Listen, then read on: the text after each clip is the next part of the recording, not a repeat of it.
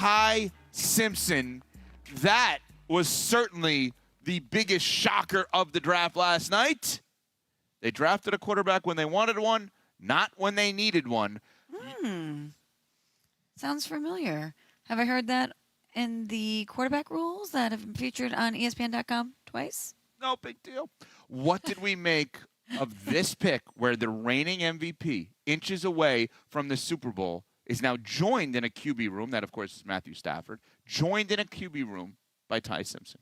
Well, it's the first time since the merger that a team has the reigning MVP and taking a quarterback in the first round. So the first thing that comes to mind to me is hedging.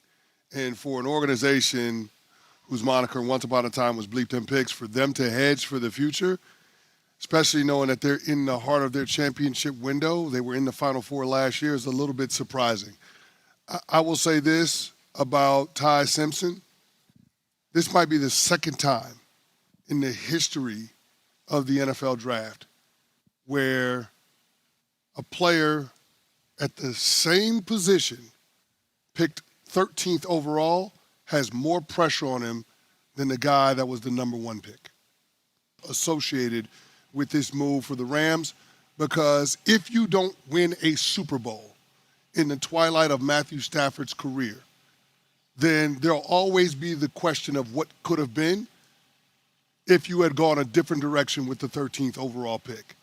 There is huge pressure on Ty Simpson whenever he's put on the field to instantly produce. He's Jordan Love. When Aaron Rodgers was upset because instead of getting him a weapon at a certain stage of his career, they went out and planned for the future. There was immediate pressure on Jordan Love to step in and be that guy, to prove the front office right. And Ty Simpson's going to have that at some point. I'm really conflicted on this pick because in the immediacy of it, I was like, that's smart. Matthew Stafford, he's 38. He's entering the last stage of his career. He's still playing at such a high level. And this is a team that's already built to compete for a championship, and they're using this moment to plan for the future. Smart. But then the other part of me is like, but if you know that Matthew Stafford is still playing at an MVP level, why aren't you going all in right now? You've done it already this offseason, shoring up your secondary. You've made moves that tell us that you're ready to win right now. Why not also do that in the draft? But we should have known this was coming. Adam Schefter was telling us this all along. He said that the Rams were interested in Ty Simpson, more so with that 29th pick that they then moved on from with that deal with Kansas City for Trent McDuffie. But in his amazing piece that ESPN.com and in his podcast leading up to the draft, he kept telling us about the Rams' interest in Ty Simpson. But all of us did not think that he was worthy of a pick that high, 13 overall, based on the variance from NFL evaluators about how ready he is at the NFL level. A couple of things on this. Number one, you stumped me. I didn't want to look it up. Who was the other one? 13-1. Shedeur Sanders. Oh, the pressure? Yeah. There's no world that Shedeur Sanders didn't have more pressure on him going into last season than Cam Ward. Got it. Oh, I thought you meant 13th overall. My bad. Okay. No. Now. Just a quarterback like at the same right. position. Okay. My fault. Same My fault. position. Yeah. Yes. Okay. I don't like this pick. I love this pick. I love it. And here's the thing. When you say the Rams are going all in, can they go all in by drafting 13? Or is all in using 13 to get an established player? Right? Like, I never heard them for Dexter Lawrence. I don't even know if they need Dexter Lawrence now with the Bengals, formerly the Giants. No, they don't.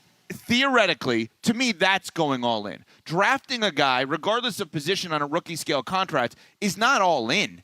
That's like, what they did in the 29th pick, trading it to Kansas City. That's all in. I love this pick so much. You don't have a team if you don't have a quarterback if your team's not ready for a quarterback. The Rams are ready for a quarterback, hence why Stafford is what he is. And this young man sitting with Matthew Stafford, and Matthew Stafford knew about this. This was not a surprise to him. Sitting with Matthew Stafford for a couple of years here, I think is an absolute home run. What the Rams did last night was phenomenal in my mind, and I don't think that they have any worse chance of winning the Super Bowl this year because of it. And I don't know that I would have sat there and said, wow, if they get any of the players drafted around 13, if all of a sudden they took the offensive lineman from Penn State or the offensive lineman Caden Proctor from Alabama, who was the pick before and after, if they had those guys, they have a much better chance of winning it all. Not for me, no. I absolutely love this pick. This man will not have to play for years to come, and he's going to learn from, right now, the reigning MVP. Well, we think he won't have to play for years to come. We don't know, right? There's always the health question with Matt Stafford, and then we also have to acknowledge that he's in the last year of his deal. So what happens with the contract negotiations for Matt Stafford? Last time around, it got really contentious. Last offseason, it was a problem. So maybe the Ty Simpson pick is a hedge in a couple of different ways. For whenever Matt Stafford walks away, but also if Matt Stafford is asking for more money than the Rams want to pay because of his age. So I do think it's fascinating to see what the timeline is ultimately going to be in terms of when Ty Simpson is going to touch grass. There's a lot more with what you just said. We need to continue this conversation because there's also the reaction. Yeah, you love the pick. Did Sean McVay love it? Well, good one, Smalls, because that is the question moving forward. Who cares if I loved it? The coach, did he love it? We will get to that and what CeCe just said about what this means for Stafford relative to contract and whether or not they give him something new moving. For 2 games a year for the foreseeable future. But I like CeCe, Mano. I like the fact that you're going to be able to slot him in at right guard, right next to Jermaine Illuminor. Now, all of a sudden, you have the makings of a really solid offensive line. And what did we talk about with Jackson Dart all season long?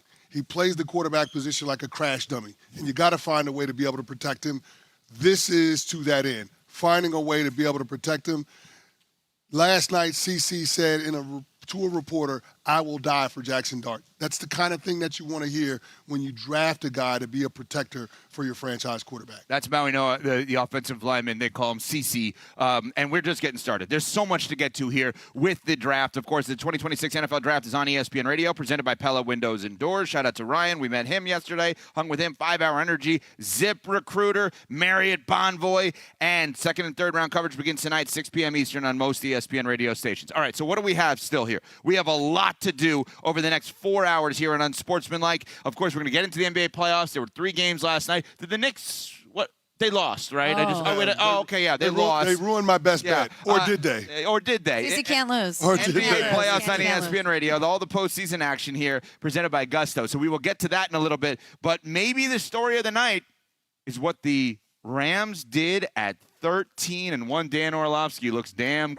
This here is like Christmas for senior NFL draft analyst Mel Kiper Jr., and he's kind enough to share his gift with us here on SportsCenter.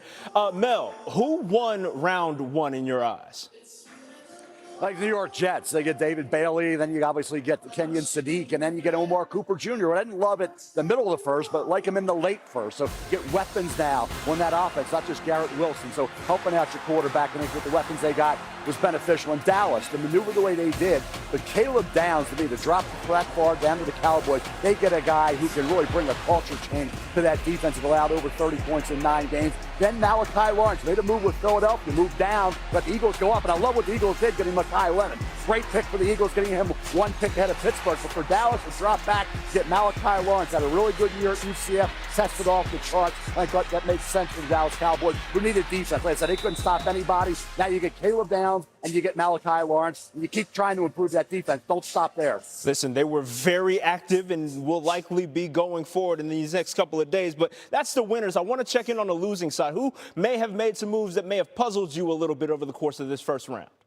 Yeah, it's not a loser, it's surprises. And the surprise for me was Ty Simpson. I thought once they made the trade with Kansas City and 29 went away for McDuffie, that it wasn't going to be tied to the Rams. I thought late first for the Rams, or maybe Arizona trading back in to get tied. To take him at 13 as the heir apparent to Matthew Stafford on a team that wants to win another Super Bowl with Matthew Stafford, and they had a chance to get Makai Lennon. They could have gotten an offensive pick that we thought the Jets probably wouldn't. We didn't know even if they'd go in the first round. So to take him at 13 for a team that's built for right now to try to capitalize on Matthew Stafford, future Hall of Fame quarterback, getting another Super Bowl ring, did not just surprise me, it shocked me. Building for the future.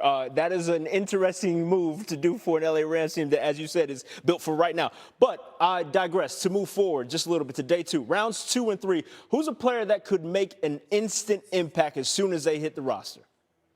I'll give you an offense and defense. Denzel Boston, wide receiver, Washington. He's a touchdown maker, red zone threat. He's a big target. On defense, Traden Stoops, hot defensive back to play safety corner. Great versatility. Came back from an ACL from 2024. Missed the first 2 games. Then was awesome. Great tape for trading Stooks. He'll go very quickly on day 2. That means we are just getting started. Mel Kiper Jr. joining us here on SportsCenter. We appreciate it as always, sir.